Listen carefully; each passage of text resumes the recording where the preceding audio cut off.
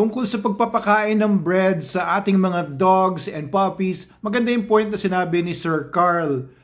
Carl Ordenya, ito sabi niya, pwede ang bread basta walang chocolate. That's correct, no? Kasi ang chocolate po, meron po siyang sangkap na nakakalason sa mga dogs. So, siguraduhin niyo, papakain niyo yung aso niyo, walang problema kung lutong tinapay naman and walang chocolate. Ito pa, dadagdagan ko pa yung mga ingredients na minsan sinasama sa mga breads na bawal sa mga dogs dahil pwedeng mag-cause ng major or minor problems. Pangalawa, garlic. It can cause some problems din. Pag may garlic yung bread, ano bang mga breads na may garlic? Pwede pong mag-cause ng mga deleterious effects sa inyong dog or puppy.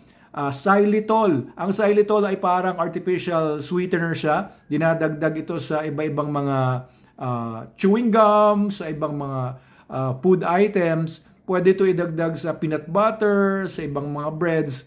Kaya iwasan niyo po ito kasi this is toxic to dogs. Pwede siya sa tao pero sa dogs iba ang epekto niya. Xylitol with an X, Y sa una. Xylitol.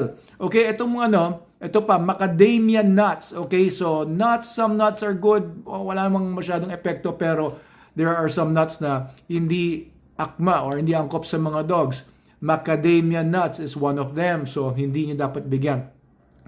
Bread with raisins, ayan, or grapes. Kasi ang raisins or grapes, meron din siyang toxic substance na pwedeng ikamatay or depende sa dami, no? Bigyan ng problema yung aso ninyo. So, grapes, macadamia nuts, xylitol, ayan nga po, chocolate, and meron pang mga iba, pero yun lang muna yung mga major na naiisip ko about bread ingredients. Okay, so be careful, no?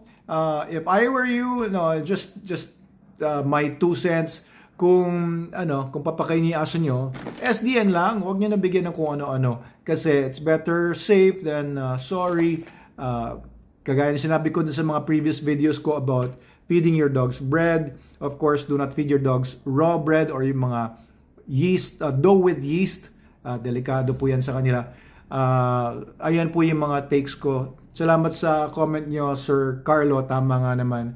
Oo. Safe naman magpakain ng bread sa aso. Walang problema. Unless, meron nag-comment din, no, parang 50 pesos the worth of pandesal ang kinakain ng aso niya every day. So, it's not a good idea, guys.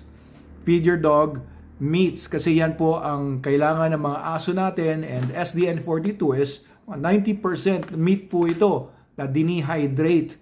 Kaya 42% ang protein. Yan po talaga ang kailangan ng mga dogs kasi yan ang pagkakadesenyo sa kanila ng Diyos. They were carnivores to begin with their ancestors, the wolves. Kahit iba na itsura nila ngayon, mukha na silang mga fluffy rag toys or mga giant, mga teddy bears. Sila pa rin ay mga carnivores.